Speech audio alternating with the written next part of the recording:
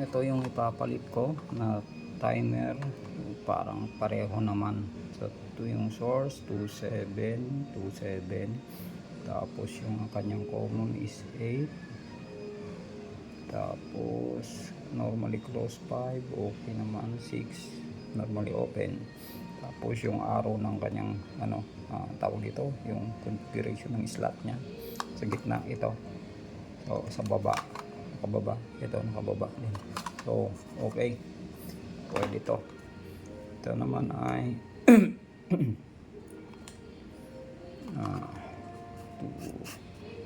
tingnan natin, subukan natin guys. So 2-3 seconds, try natin ulit yan. Saksak, sabog ulit to. Sana hindi naman. So yun, ito ingay yun. Ano sabi, bakit ganun? Another one.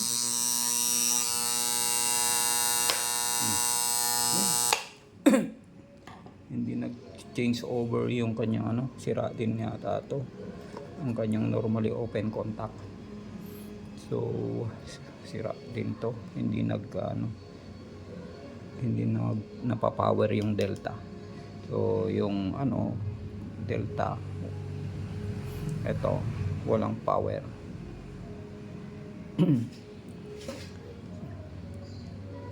Ayun, so pwede nating gawin natin dito, off muna natin para sa safety.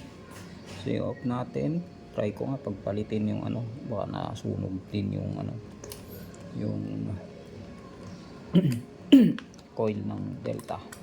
So pagpapalitin lang naman natin yan lang yan dyan. Tapos salpak ko ulit yung timer. Kung ayaw pa rin, naghanap ulit tayo ng timer na available. So power on and on. Ingay yun, dapat on. Oy, nangyari, ayaw itong delta conductor. So mag troubleshoot muna. Off ito.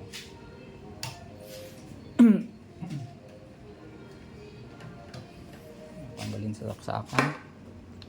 Bakit na may mga nadamay ba dahil sa pagsabog ng timer kanina. So yung kanyang ayaw gumana yung to coil ng contactor ng delta.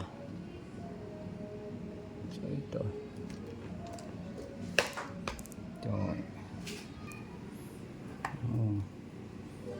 tignan natin kung anong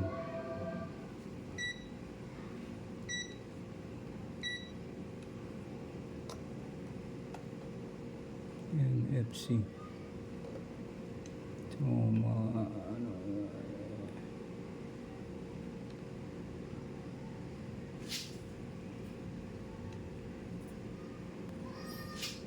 tayo natin wala.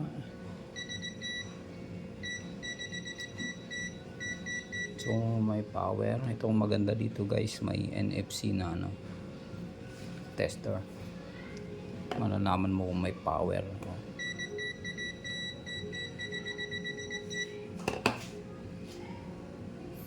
So trace lang natin.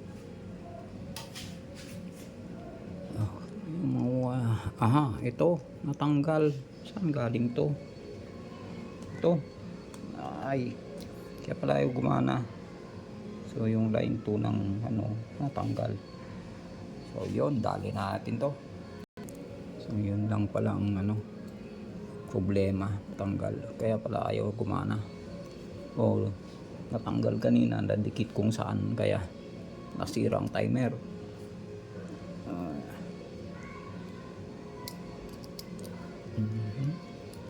So yun, ganun na, nadali natin, nag-troubleshoot na tayo kaagad. Ay, ayun pa rin pumasok. Nakapag-troubleshoot na tayo, parang nasa manufacturing company na tayo.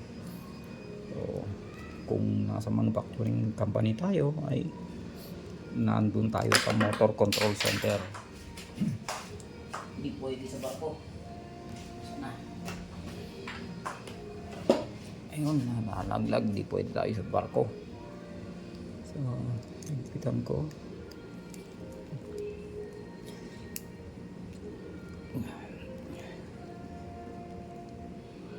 So, ganun lang mag-troubleshoot. Yan. So, saan ko na ano to? Sa A2. So, sa A2 din to. Lagay ko sa A2. So, testing na. Okay. So, yan. On. Yan. Ingay. Okay, so, over. Yun. Nadali. So, ganun lang. Na-troubleshoot na tayo. Nakapag-troubleshoot na. So, yun. Off ulit. Ingay. So, off. Tapos, on. Yan. Ingay. Yan. Change over. So, dinidinan ko to guys kasi maingay. Steady naman na naka-on ito. Steady na naka-on ito. Tapos, ito lang ang magpapalitan. So, yung Y contactor, delta contactor. So, pag on nito, kasabay yung Y. Tapos, change over after few seconds na sinet ninyo. Engage naman tong delta. Disengage ito. So, wala akong interlocking na ginamit kasi wala akong available na dito guys, yung auxiliary contact. May sinasalpak kasi dito sa ibabaw, sinasalpak para auxiliary contact mo. So yun, kasi ito walang normally close contact. Ito meron, ito isa, tapos isang normally open, tapos itong mga to ang kanyang main na lines. So ito yung line 1, line 2, line 3 niya.